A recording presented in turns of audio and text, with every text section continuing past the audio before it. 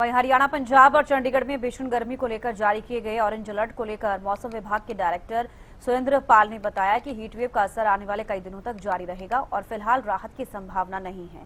उन्होंने लोगों को दोपहर 12 बजे से 3 से 4 बजे तक घर से बाहर न निकलने की सलाह दी है। जरूरी काम सुबह या शाम के समय करने और लगातार पानी पीने की अपील की गई है। उन्होंने आगे क्या कुछ कहा, आप सुनिए।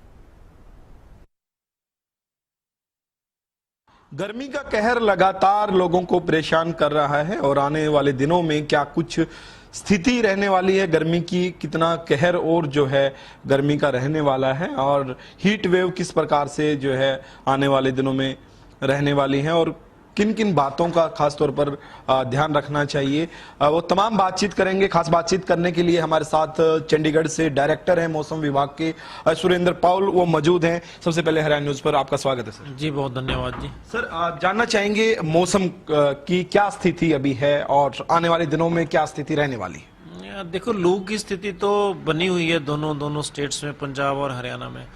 और मुख्य तौर पर जो हरियाणा के जो पश्चिमी जिला है, पश्चिमी एरिया है, जैसे सिरसा, हिसार, फतेहाबाद, महेंद्रगढ़, रोहतक, यहाँ पे ज़्यादा गर्मी का प्रकोप है और भीषण गर्मी पड़ रही है।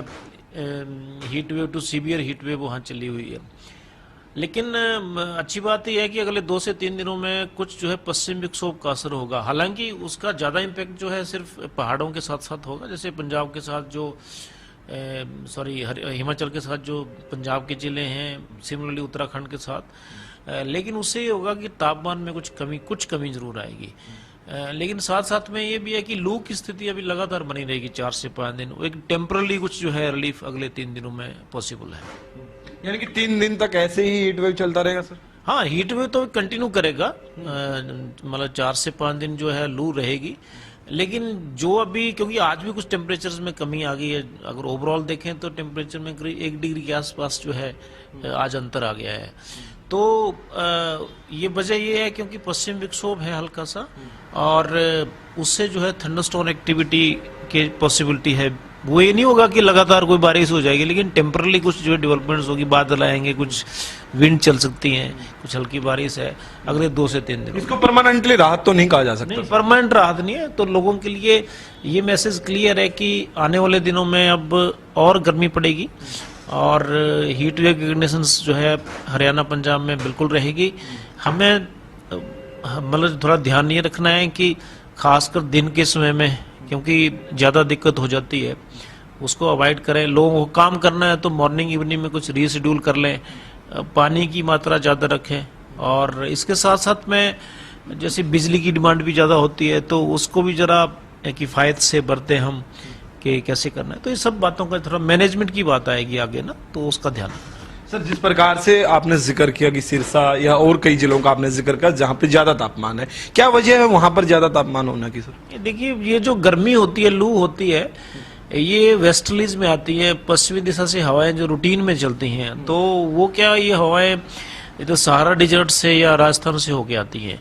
तो ये जो पश्चिमी हरियाणा है, हरियाणा राजस्थान के साथ बिल्कुल लगा है, तो सबसे पहले वहाँ इम्पैक्ट होता है उन हवाओं का।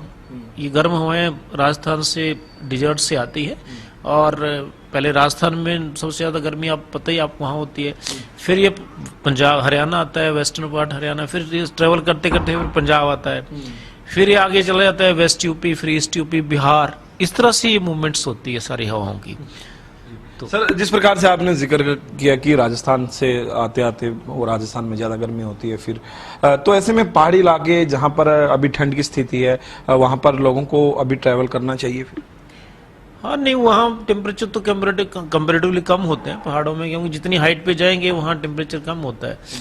तो ट्रेवलिंग में तो कोई इशू नहीं है। जिस प्रकार घूमने के लिए लोग जाना चाहते हैं गर्मियों में, खासकर पहाड़ों में, बर्फीली जगह पर, तो उसका सही मायने में अभी सही समय है सर?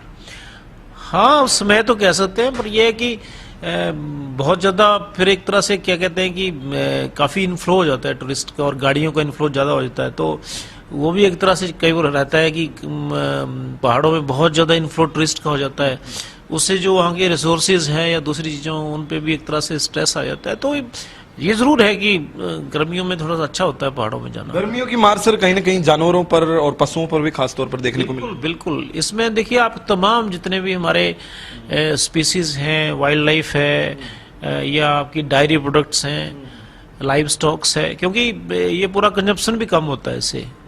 जो आपके डायरी प्रोडक्ट्स हैं उनमें कमी आती है, और इसके बाद जो आपके बर्ड्स हैं उनका भी जो क्या कहते हैं, उनका भी एक तरह से जो हैबिटेशन होता है उसमें बदलाव आता है।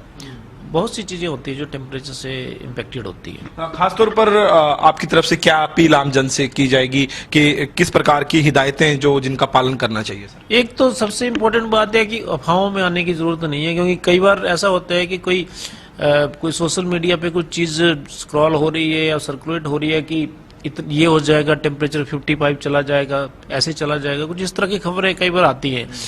उन खबरों के ऊपर विश्वास न करिए और रिलायबल सोर्स से जो है इन्फॉर्मेशन लीजिए। हमारे यहाँ से बड़े रेगुलर अलर्ट्स जाते हैं। प्रदेश सरकार जो है समय समय पर जो है एडवाइजरीज देती है। सिर्फ इतना है कि अपने आप को गर्मी से बचाव रखने के लिए हमें समय समय पर जो है एडवाइजरीज को देखना है, और खासकर 2-3 चीज़ों का ध्यान रखना है कि अपने आप को थोड़ा प्रोटेक्ट रखें। दिन के समय में थोड़ा जैसे काम काज भी करना है उसमें भी थोड़ा सा अवॉइड करें, इम्पोर्टेंट बात ये है। सेकंड टाइम ये है कि अपने पानी का ज़्यादा इस्तेमाल, हेल्थ का भी थोड़ा ध्यान रखें, खाने पीने का भी ध्यान रखें, और खासकर जो फिर आपकी डिमांड्स और हो जाती है, इरिगेशन जो है, सॉरी ड्रिंकिंग वाटर की दिक्कत आती है, तो ये सब बातें हैं, तो इनको थोड़ा सा ऑप्टिमाइज करके, और ये काफ़ी कम समय होता है, मानसून तक चलता है ये सारा गर्मी का सिलसिला। मानसून जैसे आ जाएगा, प्री मानसून आ जाएगा, उसके बाद फिर टेम्परेचर कम हो जाएंगे, फिर ये गर्मी से भी राहत मिल जाएगी। ज्यादा से ज्यादा टेम्परेचर कितना माना जाए कि कितना बढ़ सकता है, कि एक्सट्रीम लेवल पे चला जाए तो कितना हो जाए? देखिए, अभी रिकॉर्ड्स जो ऑलरेडी पहले भी रहे हैं, तो हिसार का ही ले लें तो वहाँ भी 48 प्लस टेम्परेचर गए हैं।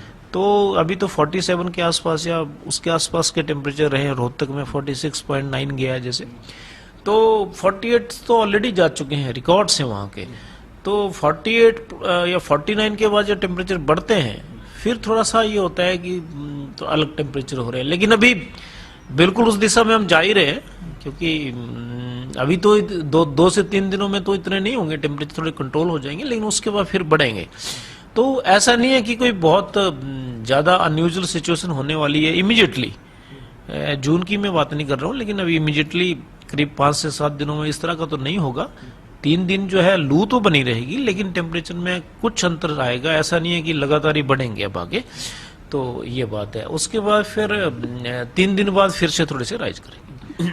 प्री मानसून की आप बात कर रहे थे, क्या माना जाए कब से प्री मानसून का संभावनाएं है? अभी केरला पे कुछ आईएमडी का अनुमान है कि कुछ 26 मई के आसपास मानसून आने का।